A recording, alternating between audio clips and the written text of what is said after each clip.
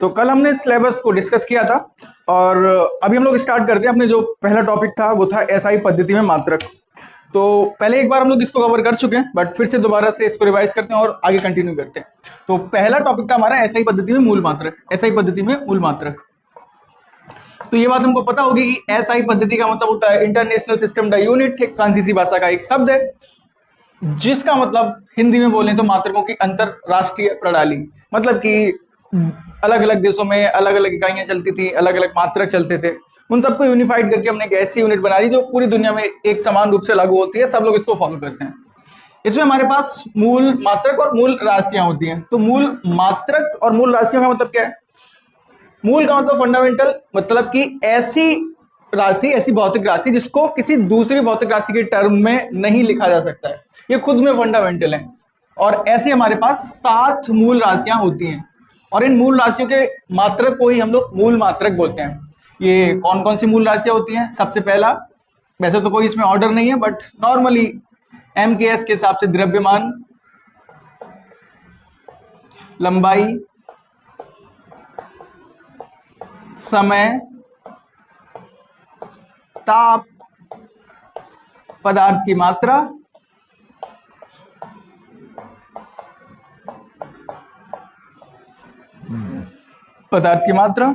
विद्युत धारा और ज्योति तीव्रता। तो ये हमारे पास 7 मूल राशियां होती हैं और इन राशियों के मात्रक ही हैं जो कि मूल मात्रक कहलाते हैं। अब ये इनके मात्रक की अगर हम बात करें तो इनके मात्रक कौन कौन से होते हैं? द्रव्यमान का मात्रक SI यूनिट्स में, याद रखना SI यूनिट में बात कर रहे हैं। तो द्रव्यमान का मात्रक किलोग्राम, लंबाई का मात्रक मीटर, समय का मात्रक सेकंड, ताप का मात्रक केल्विन। याद रखिए केल्विन, जो कि हमें ताप के 3 मात्रक पता है ना, kelvin, Fahrenheit and degree centigrade, but SI units में हम क्या रखते हैं? केल्विन। पदार्थ की मात्रा, इसको मोल से डिनोट करते हैं। विद्युत धारा, इसका मात्रक एम्पियर होता है। और पदार्थ की मात्रा और ज्योति तीव्रता, इसका मात्रक क्या होता है? इसका मात्रक होता है कैंडेला। इनकी विमाओं की अगर बात करें तो द्रव्यमान की विमा को कैपिटल M से डिनोट करते हैं क्योंकि मास आता है। लंबाई की डिनोट को L मतलब कि लेंथ से, और इसको T मतलब टाइम, K को थीटा से डिनोट करते हैं, याद रखेंगे। पदार्थ की मात्रा, इसको मोल लिख देते हैं जनरली। और विद्युत धारा, इसको A कैपिटल A एम्पियर से। और ज्योति तीव्रता की विमा को याद रखने की जरूरत नहीं, कभी आज तक पूछी नहीं गई है, कभी आज तक आपने पढ़ी नहीं होगी, तो मैं चाहता भी नहीं। आगे ये हमारे पास थे मूल राशियां। अब इन मूल राशियों के अलावा हमारे पास कुछ होती हैं व्युत्पन्न राशियां। व्युत्पन्न राशियों के अलावा हमें कुछ और राशियों की जरूरत पड़ती है जिनको बोलते हैं पूरक राशियां। पूरक राशियां मतलब कि इन मूल राशियों के अलावा हमको 2 ऐसी राशियों की जरूरत पड़ती है जिनके बिना फिजिक्स अधूरी रह जाती है। तो वो 2 राशियां कौन सी होती हैं? वो 2 राशियां होती हैं, पहली कोण मतलब कि एंगल हमारे पास, और दूसरा होता है घन कोण मतलब कि सॉलिड एंगल। इनके मात्रकों की अगर बात करेंगे तो कोण का मात्रक होता है रेडियन, और अगर घन कोण की बात करेंगे तो इसका मात्रक होता है स्टेरेडियन। तो ये थी हमारे पास मूल राशियां और पूरक राशियां। अब ये 7 मूल राशियों को हम किसी और राशि के टर्म में डिफाइन नहीं कर सकते। इसका मतलब क्या है? इसका मतलब है ऐसी राशियां होंगी जिनको हम दूसरी राशियों के टर्म में डिफाइन कर सकते हैं। तो ऐसी सारी राशियां जिनको हम मूल राशियों के टर्म में लिख सकते हैं उन्हें हम बोलते हैं व्युत्पन्न राशियां। या फिर दूसरे शब्दों में बोलें तो ऐसी सारी राशियां जो ना ही मूल राशियां और ना ही पूरक राशियां, वो सभी होती हैं व्युत्पन्न राशियां। तो इसके बाद जो टर्म आता है वो है हमारे पास व्युत्पन्न राशियां, या फिर इंग्लिश में बोलें तो डेराइव्ड क्वांटिटी, व्युत्पन्न राशियां।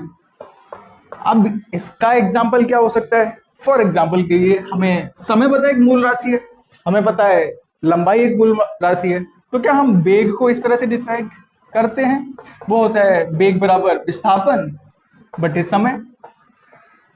तो इसका मतलब क्या हुआ कि हमें विस्थापन मतलब कि लंबाई होगा, समय मतलब कि समय। तो वेग को हमने मूल राशियों के टर्म में डिफाइन किया। अब इनकी विमा रखने के लिए हमको क्या याद रखना पड़ेगा? विस्थापन मतलब लंबाई होगा, लंबाई की विमा L, और समय मतलब कि T, तो इसकी विमा होने वाली है T। और पावर का कॉन्सेप्ट आपको पता है कि 1/A अगर कहीं लिखा है तो अगर उसको ऊपर की तरफ ले जाएंगे तो उसकी पावर हो जाती है -1। सिमिलरली सेम कॉन्सेप्ट को हम यहाँ पर लागू करेंगे, तो L एज इट इज लिखा रहेगा, बट T नीचे लिखा है, जब ऊपर जाएगा तो इसकी पावर हो जाएगी -1। और इसी क्वांटिटी को हम बोलते हैं विमा बोलते हैं। ठीक है, डेफिनेशन की तरफ अभी नहीं जा रहे हम लोग कि विमा क्या होती है। तो यहाँ इस तरह से हम विमाएं निकाल सकते हैं। अब अगली अगर मैं बात करूं तो अगली एक ऐसी राशि आती है त्वरण। त्वरण को नॉर्मली हम वेग परिवर्तन की दर से डिनोट करते हैं, मतलब कि वेग बटे समय, normally delta v upon delta t। इसके विमा की अगर बात करेंगे तो वेग को हम ऑलरेडी मूल राशियों के टर्म में लिख सकते हैं। तो वेग की विमा हमारे पास क्या थी, तो वेग की विमा हमारे पास थी L t की पावर -1 डिवाइड बाई टाइम की विमा होती है कैपिटल T। फिर से हम पावर कॉन्सेप्ट का यूज करेंगे और t को ऊपर की तरफ लेके जाएंगे, तो ये हो जाएगा L t की पावर -2। एक और एग्जांपल लिख लेते हैं। तो हमारे पास एक और एग्जांपल होता है बल का। बल को नॉर्मली हम लिखते हैं द्रव्यमान गुणा त्वरण से। ये तो न्यूटन का बहुत सेकंड लॉ से आता है। एक्चुअली F = ma से आता है, मास इनटू एक्सीलरेशन। विमा की अगर हम बात करेंगे तो मास मतलब कि इसकी विमा होने वाली है कैपिटल M, और a मतलब कि एक्सीलरेशन, तो इसकी विमा अभी निकाली है L t की पावर -2। इन सबको इकट्ठा करके सिंपली लिख सकते हैं m L t की पावर -2। ये था हमारे पास विमी विश्लेषण को किस तरह से यूज करते हैं, विमा कैसे निकालते हैं। अब ये जो विमाएं हैं ये नॉर्मली आपको फॉर्मूले अगर याद है तो हम बहुत आसानी से निकाल सकते हैं, अदरवाइज कुछ विमाओं को हमें याद करने की जरूरत भी पड़ती है। वो सारी विमाएं अभी आपको दिख रही हैं स्क्रीन पे, आप पॉज करके उसको नोट कर लेते हैं।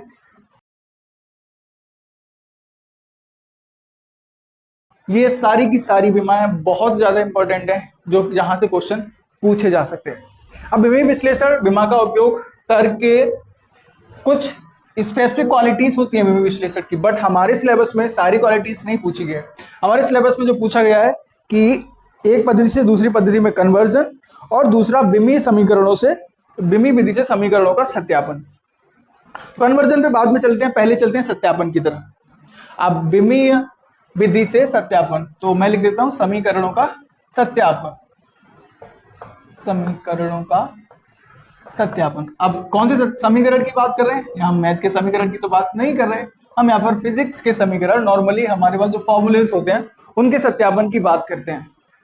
तो बहुत इजी सा कॉन्सेप्ट है। हमें अगर विमाएं पता है तो हम क्या कर सकते हैं, हमें कोई इक्वेशन दी गई है, फॉर एग्जाम्पल के लिए आपको जो इक्वेशन पता है u = v लिख सकते हैं, जो हमारी गति के समीकरण है v = u + at, एक समीकरण है।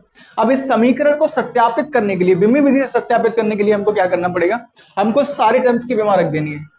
और विमी के समांगता का सिद्धांत एक्चुअल में ये बोलता है कि किसी भी इक्वेशन में जो टर्म है ना, इनकी सबकी विमाएं बराबर होनी चाहिए। मतलब कि जो v की होगी वही u की होगी, और बीच में प्लस लगा, इसका मतलब है जो at की भी सेम विमा होगी। जरा एक बार रख के देख लेते हैं। तो v का मतलब L t की पावर -1 होना चाहिए। अभी हमने निकाला था u वेलोसिटी, तो इसकी विमा भी L t की पावर -1 ही होगी, और प्लस a मतलब कि क्या, एक्सीलरेशन, और एक्सीलरेशन की विमा अभी हमने निकाली थी L t की पावर -2, और ये t। जरा देखिए ये तो दोनों बराबर है, तो कुछ नहीं करना, प्लस लगा है। यहाँ अगर देखो तो L t की पावर -2 यहाँ पर, 1 यहाँ पर है, तो ये कितना हो गया, L t की पावर -1। इसका मतलब विमी रूप से हमने इस समीकरण को सत्यापित कर दिया है, और ये एकदम से सही है।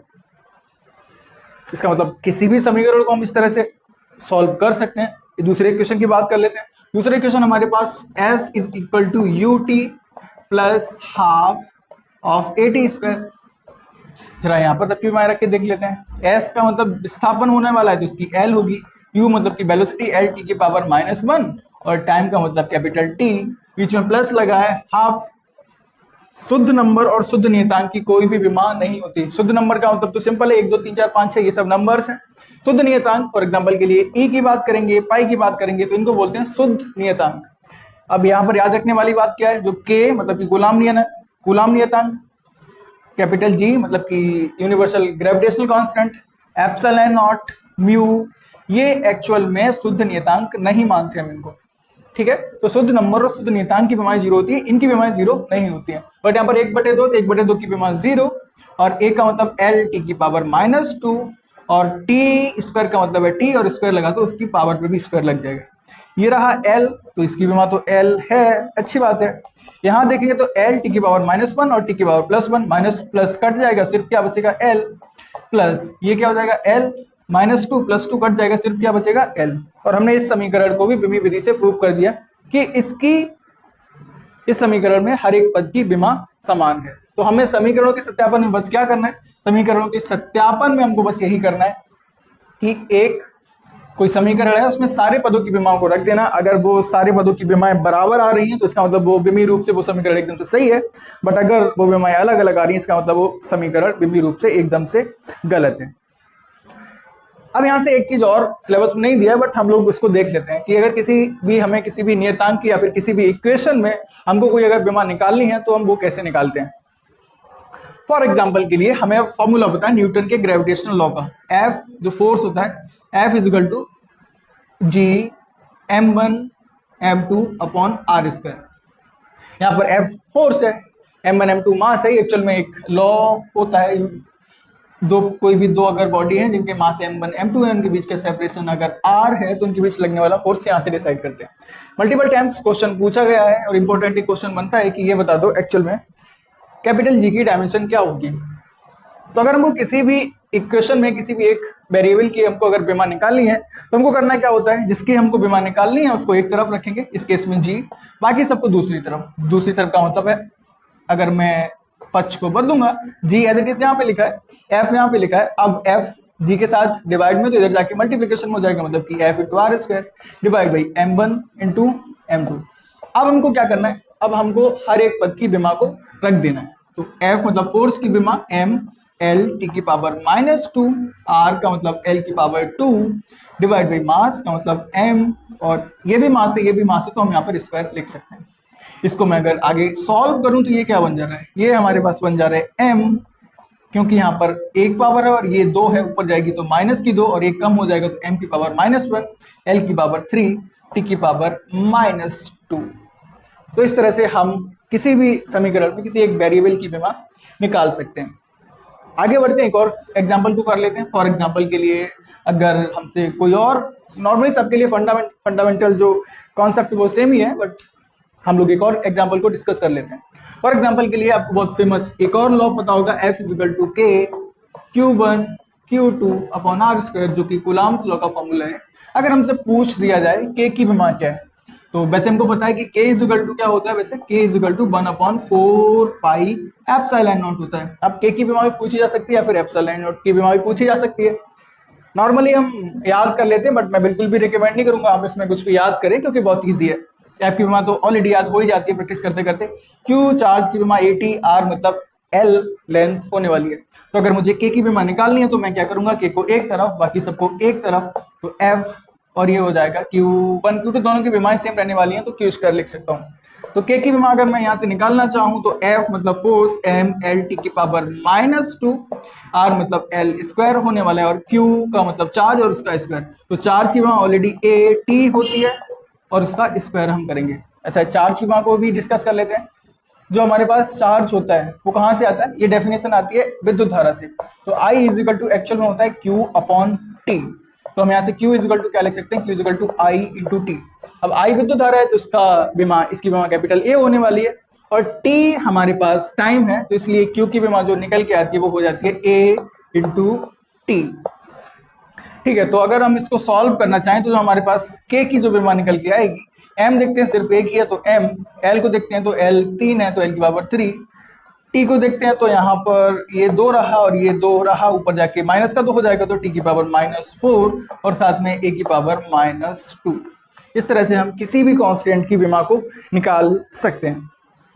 ठीक है, ये था विमीय विधि से हम कैसे कांस्टेंट निकालेंगे। सत्यापन के लिए हमको क्या करना है, दोनों तरफ की पक्षों की विमा रखनी है। अगर वो सेम है तो दैट्स ऑल कि वो समीकरण एकदम से सही है, और अगर नहीं निकलती है, मतलब कि अलग अलग निकलती हैं, चेंज होती हैं, तो इसका मतलब वो समीकरण एकदम से गलत है।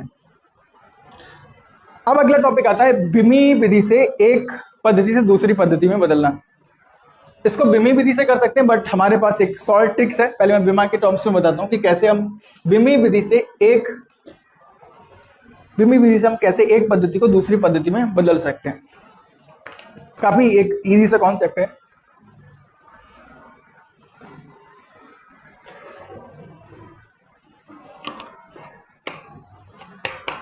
देखिए पढ़ने के लिए तो बस इतना ही है, the rest thing is the practice, because practice makes a man perfect. अब मूवमेंट 2, तो हाँ अब हमको क्या करना है, एक पद्धति से दूसरी पद्धति में कन्वर्ट करना। देखो तो नॉर्मली इसको ऐसे डिनोट करते हैं कि n1 u1 is equal to n2 u2। इसका मतलब क्या है, इसका मतलब है n1 नंबर होने वाला है पहली पद्धति में, n2 दूसरी पद्धति में नंबर, u का मतलब यूनिट होने वाली है।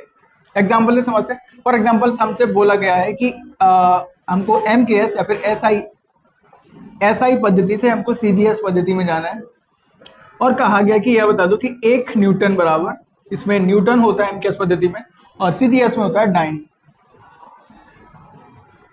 तो हमको 1 न्यूटन से डाइन में बदलना है, मतलब कि हमको ये बताना है कि 1 न्यूटन बराबर कितने डाइन होंगे। तो हम इसको फर्स्ट पद्धति मान लेते हैं, हम इसको दूसरी पद्धति मान लेते हैं। मतलब n1 का मतलब जो नंबर है वो MKS में और n2 का मतलब जो नंबर है वो CGS में। तो हमें n2 एक्चुअल में निकालना है। तो क्या मैं यहाँ n2 को इस तरह से लिख सकता हूँ, n2 को लिख सकता हूँ n1 u1 upon u2, that's all.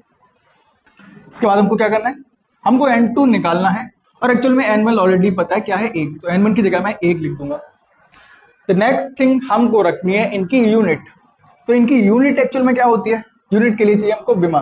सबसे पहले विमा अगर रखेंगे तो यूनिट 1 की अगर MKS पद्धति में विमा दोनों में ही सेम होती है, और यह है क्या, फोर्स है। हमें क्या निकालना है, फोर्स को कन्वर्ट कर रहे हैं।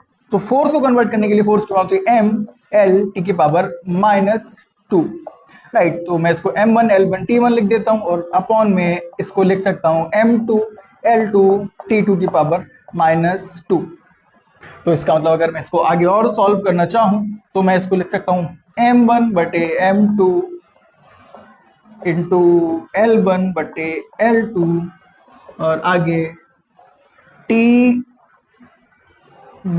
की पावर -2 डिवाइड बाई T2 की पावर -2, और इन दोनों को हटा के ब्रैकेट के बाहर -2 लगा सकते हैं, राइट। अब हमको क्या करना है, नेक्स्ट स्टेप विच हमको इनको बदलना है। ये क्या था, पहली पद्धति में द्रव्यमान का मात्रक, तो इसमें इसका मात्रक क्या है, किलोग्राम। यहाँ पर क्या है, ग्राम। अब चाहे हमको किलोग्राम को ग्राम में बदलें, चाहे ग्राम को किलोग्राम में बदलेंगे। नॉर्मली हम क्या करेंगे, हम यहाँ पर n2 की वैल्यू निकाल लें, तो हम दोनों में से किसी को एक दूसरे में बदल सकते हैं। तो मैं क्या करूंगा, मैं यहाँ पर किलोग्राम को ग्राम में बदलूंगा। ऊपर क्या है किलोग्राम, नीचे क्या है ग्राम। तो 1 किलोग्राम में 1000 ग्राम होते हैं, तो मैं 1000 बटे 1 लिख सकता हूँ, कोई प्रॉब्लम वाली बात नहीं है। ऐसे ही ऊपर मीटर है, नीचे सेंटीमीटर है, तो 1 मीटर में 100 सेंटीमीटर होते हैं, तो मैं 100 लिख सकता हूँ, 100 बटे 1। और टाइम तो फर्क नहीं पड़ता क्योंकि दोनों में ही सेकंड है, तो 1 आएगा और वो कट जाएगा। तो ये एक्चुअल में कितना आ गया, 1 × 10⁵ इसका मतलब है n2 की जो वैल्यू हमने निकाली है वो है 10⁵, जो कि एकदम से सही है। मतलब कि 1 न्यूटन बराबर होनी चाहिए 10⁵ डाइन। अगर हम लोग थोड़ा सा क्वेश्चन को बदलने की कोशिश करें, एक और एग्जांपल को करना चाहें, तो अगर हमको ये बोला गया है कि एक न्यूटन की जगह अगर हम वर्ग को कन्वर्ट करें, तो और हमसे ये पूछा जाए कि अगर एक जूल में कितने अर्ग होते हैं, सेम ये अगेन फिर से MK और CGS पद्धति की मात्रक है। सो फिर से हमको क्या करना पड़ेगा, हमको बस इतना सा चेंज करना है, ये तो सेम रहेगा, बट यहाँ पर सिर्फ विमा बदल जाएगी। मतलब कि यहाँ पर क्योंकि जो वर्ग W की विमा होती है वो होती है M L की पावर 2 T की पावर -2। तो बस हमको यहाँ पर स्क्वायर करना है, तो यहाँ भी स्क्वायर हो जाएगा और यहाँ पर स्क्वायर हो जाएगा। फिर से सेम प्रोसीजर को फॉलो करेंगे हम लोग। M का मतलब मास, और ऊपर किलोग्राम है नीचे ग्राम, तो 1 किलोग्राम में 1000 ग्राम होते हैं, ऊपर भी ग्राम नीचे भी ग्राम। ऐसे इसको हम लोग, ऊपर मीटर है नीचे सेंटीमीटर है, तो मीटर को अगर सेंटीमीटर में बदलूंगा तो 1 मीटर में होते हैं 100 सेंटीमीटर में, इस तरह से लिख सकता हूँ। और उसका करेंगे स्क्वायर। अगेन ये 1 रहने वाला है, क्यों, क्योंकि समय दोनों ही मात्रक, समय के दोनों ही मात्रक सेकंड है। अगर इसको सॉल्व करना चाहें तो ये 10⁵ है और ये 10⁵, सॉरी ये है 10⁴, मतलब ये कितना आ गया 10⁵7। इसका मतलब हमने क्या निकाला, n2 की वैल्यू हमने निकाली है यहाँ पर 10⁵7, जो कि लॉजिकली और फैक्चुअली एकदम से करेक्ट है। मतलब कि 10⁵7 1 जूल में होता है 10⁵7 अर्ग। तो ये था एक पद्धति से दूसरी पद्धति में कन्वर्ट करना।